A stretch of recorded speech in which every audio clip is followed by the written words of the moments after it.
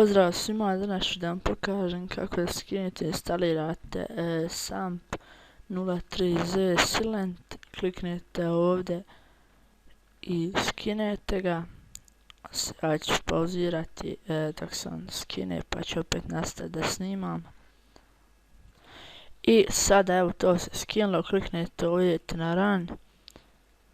I agree, idete install.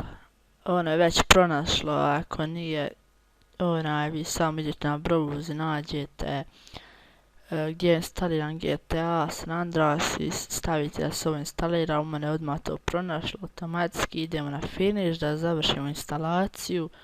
Sada idemo samo desni klik properties, idemo find target i evo vidimo sam se tu instalirao.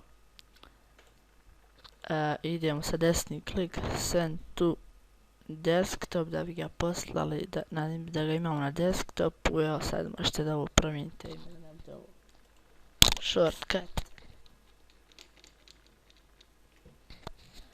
I evo sada samo uđete tu.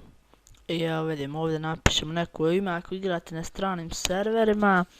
Evo naprimjer stavimo neko ime. Sada zovem Armin, stavit ću ovdje Armin. Ako igram na nekom stranom serveru stavimo na primjer Blue, Green ili nešto tako strano.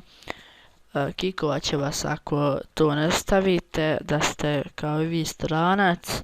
Ako igrate neđe, znači samo uvijek stavljate u donju crtu. Sada stavljate prezime ako hoćete ili nešto drugo, neki nick.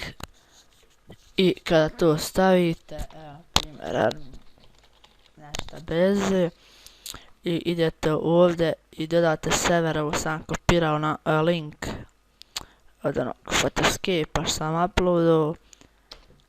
I samo, znači ono će automatski ovdje se zalijepi, idete na OK i dodate server i idete na connect.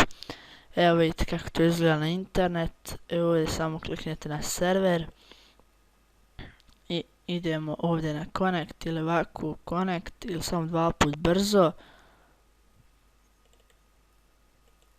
I ono će to da otvori. Ja sada neću da ulazim, možda ćemo poslije da igramo gameplay SAMP-a.